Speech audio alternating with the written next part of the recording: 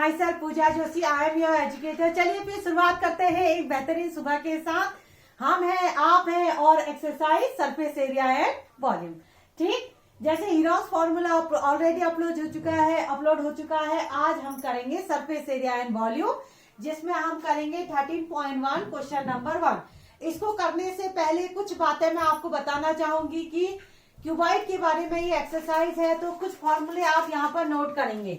देखो, total surface area of cuboid क्या होता है? 2LB plus BH plus HL। ठीक है, ये फॉर्मूला है क्यूबॉइड। क्यूबॉइड जानते हैं ना, इस तरह से बॉक्स के शेप का जो होता है, ये जैसे समझ लीजिए आपका ज्योमेट्री बॉक्स, ये क्यूबॉइड की शेप का हो गया। अच्छा, और एक एग्जांपल और दे सकती हूँ मैं। पावर बैंक है जो मेरे पास रखा हुआ है, जिससे मैं अपना मोबाइल अभी चार्ज कर रही हूँ, ये भी क्यूबॉइड की शेप का हो गया। देख लीजिए, इसमें लेंथ भी है, ब्रेथ भी है और ये हाइट भी है। ठीक है, ओके। तो ये क्यूबॉइड हो गया। टोटल मतलब इसमें सब कुछ आ जाएगा, जितना भी सरफेस एरिया वो सब आ जाएगा। अब हम बात करते हैं लेटरल सरफेस एरिया के बारे में।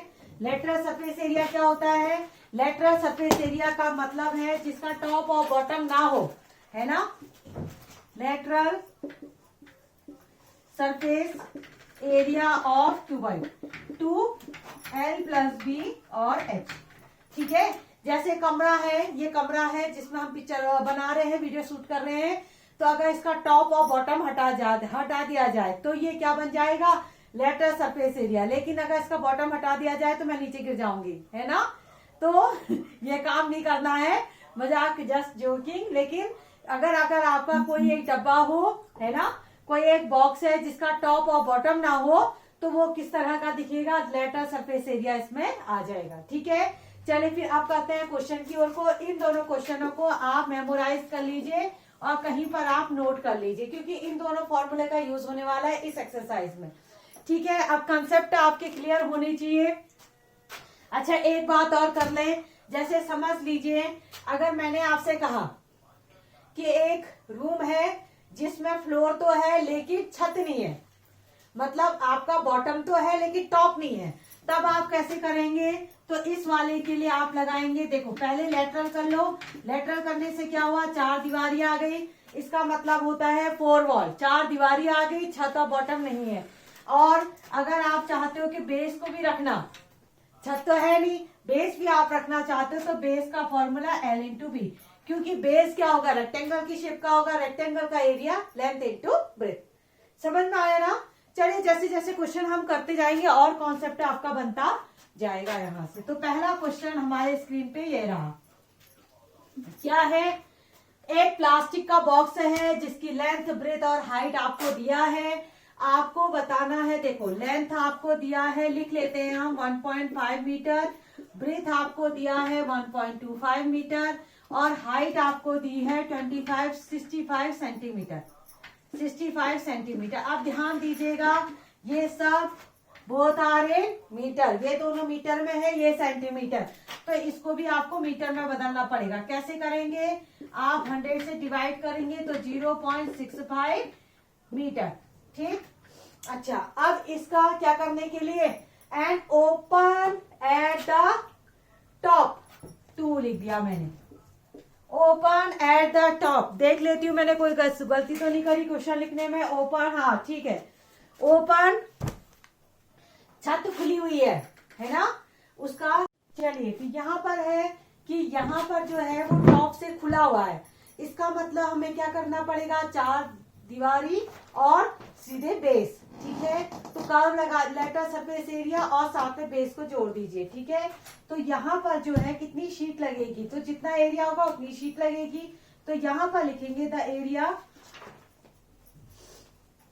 Area of the sheet required.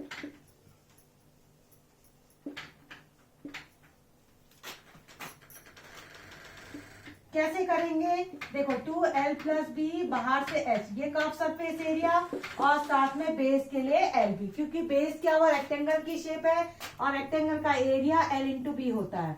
देखिए l की वैल्यू रख दीजिए 1.5, b की वैल्यू रख दीजिए 1.25, h की वैल्यू रख दीजिए 0.65 और प्लस एल बी, l की जगह 1.5, b की जगह पर 1.25।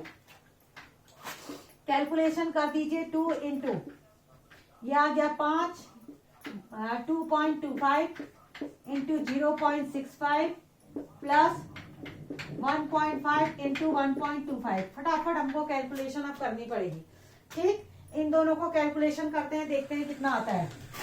275 इंटू 2 कितना होगा, 2 5 जा 10, 2 7 जा 14 और 15, 2 2 जा 4 और 5।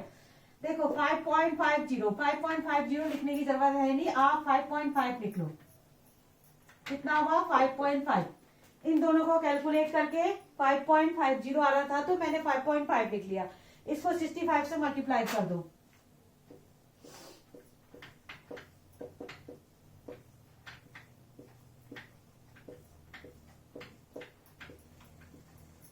ये आ गया आपका 35.75। ठीक, 35.75। अब प्लस इन दोनों को इंटू कर देंगे 1.5 और 1.25, 125 और 115।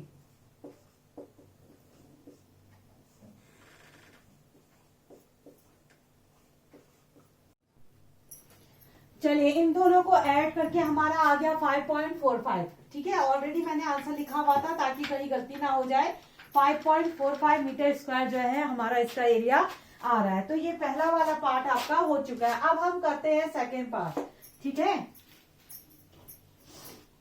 अब हम करते हैं इसका सेकेंड पार्ट। सेकेंड पार्ट क्या कहता है, देखो अब हमें क्या करना है, अब क्वेश्चन मेन हो चुका है, ज्यादा क्वेश्चन में कुछ बचा नहीं है।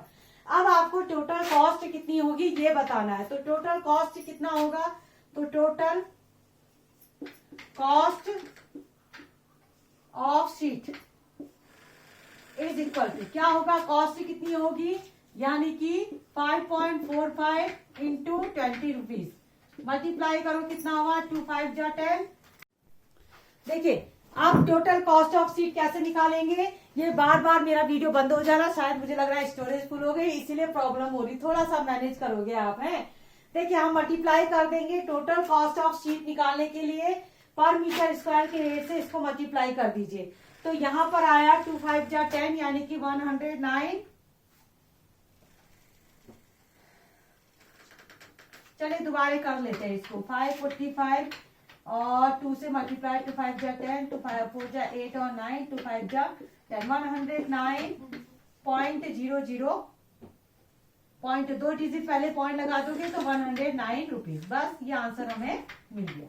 ठीक है ना, तो कभी कभी प्रॉब्लम बहुत ज्यादा ये कैमरा करता है तो थोड़ा सा आप लोग इस वजह से दिक्कतें हो जाती है। ठीक है, ये फर्स्ट क्वेश्चन हो गया आप लोगों का, तो जल्दी से आप कॉपी कर लीजिए इसको।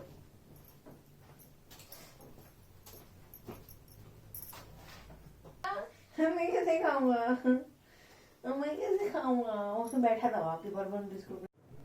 चलिए अब आता है क्वेश्चन नंबर सेकेंड। क्या कहता है question number second, the length breadth and height of the room are 5 metre 4 metre and 3 metre.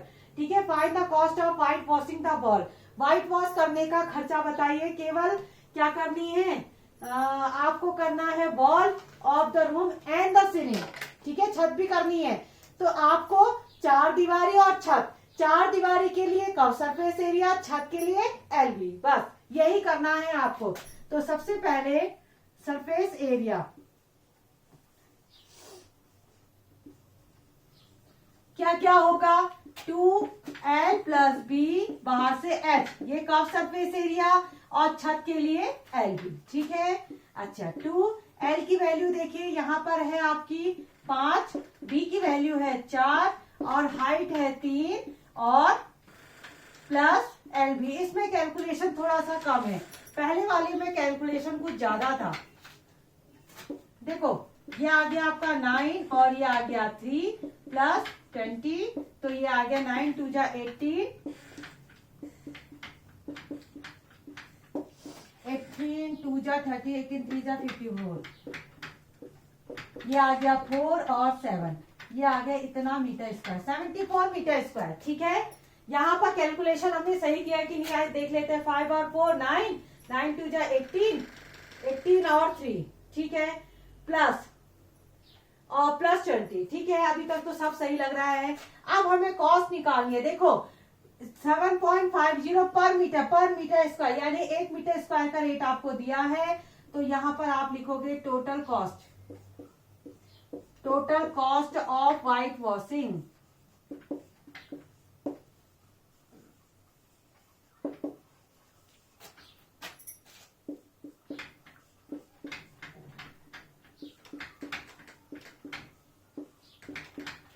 कितना हुआ, मल्टीप्लाई करिए तो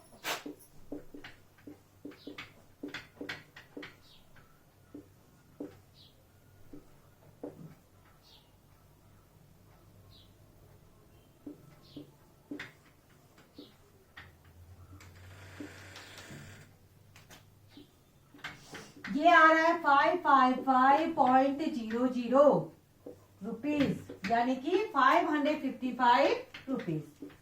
ठीक है, जो कि बिल्कुल करेक्ट आंसर है। समझ में आया कैसे हुआ? बहुत सरल है। आप थोड़ा सा ध्यान देंगे। अगर आपसे 4 दीवारी कही है तो सरफेस एरिया लगाओ, अगर आपसे छत कहा है तो प्लस इसको रूप को जोड़ दीजिए। छत हो या बॉटम हो एक ही बात है, क्योंकि जो छत होगी वो रेक्टेंगल की शेप की होती तो L/B, अगर बॉटम होता तब भी L/B करते। ठीक है ना, छत जोड़ो या बॉटम जोड़ो। अब खर्चा कैसे करते हैं? पर मीटर स्क्वायर के रेट को सीधे एरिया से मल्टीप्लाई करो तो you will get your answer. चलिए आज के लिए यहीं पर खत्म करते हैं इस वीडियो को। आई होप आपको वीडियो पसंद आया होगा। पसंद आएगा तो जरूर प्लीज इसको लाइक शेयर और सब्सक्राइब कर दीजिएगा। और बाकी जो वीडियोस है इसको जो है आप एक बार अच्छे से देखेंगे तो आपको पूरे के पूरे मैं एक क्वेश्चन आपको करवाऊंगी। कोई क्वेश्चन मैं यहाँ से छोड़ने वाली नहीं हूँ। तो पूरा का पूरा सिलेबस आपको इस चैनल पे मिलेगा। चले फिर आज के लिए इतना ही। Okay bye.